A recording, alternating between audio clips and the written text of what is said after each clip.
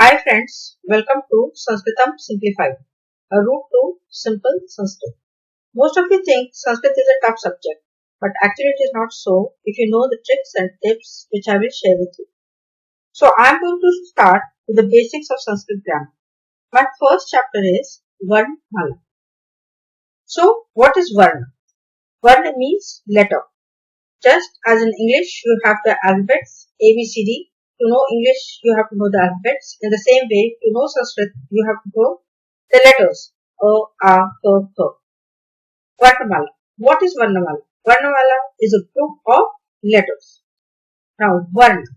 Varno ke prakar. Varna is divided into two main parts. Swar Varna and Vyanjan Varna. Swar Varna. Swar Varna are vowels. Just as in English, you have A, E, I, O, U. In the same way, in Hindi or Sanskrit, you have Swar Varna, A, A, Choti, Badi, Chotau, Badau, A, O, Ri, Ri. There are 13 in all. Now this Swar Varna is again divided into two parts, Rasya Swar and Dirgha Swar. Rasya Swar. Why is it so called? It is so called because we take a short time to pronounce it. A, Choti, Chotau, Ri. Dirgha Swar. Why is it so called? It is so called because we take a longer time to pronounce it. A, Badi, Badau, Ri, A, O. Now, Vyanjan 1 is basically divided into three parts. Sparsh Vyanjan, Antastha and Ushma. Now, why is it called Sparsh Vyanjan? The Sparsh Vyanjan are 25 in all. And why is it so called? It is so called because when we pronounce these letters, then our tongue touches different places in our mouth. We have to just pay attention to that. Kavar. It is also called Kanthavya.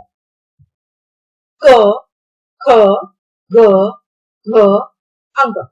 While speaking these letters, if you put your hand on your throat, you'll find your throat vibrating. That is why Kavar is also called Kanthavya because you are speaking it from your throat. Chavar. It is also called Kalavya. Chavar, Cha, Cha, Ja, Jha, Iya. While speaking this, you must have noticed your tongue touching the upper part in your mouth. That is also called तालु. इसलिए चवर को तालव्य भी बोलते हैं. Tower.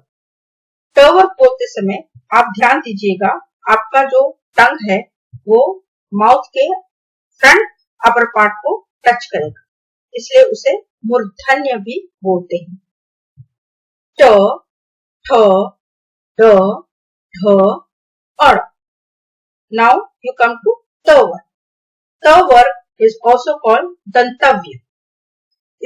ये बोलते समय आप ध्यान दीजिएगा तो आप देखेंगे कि आपका जो टंग है वो आपके दांतों को टच करता है, इसीलिए इसे दंतव्य बोलते हैं. त, थ, ग, घ, न. पवर. इसे ओष्ठ्य भी बोलते हैं.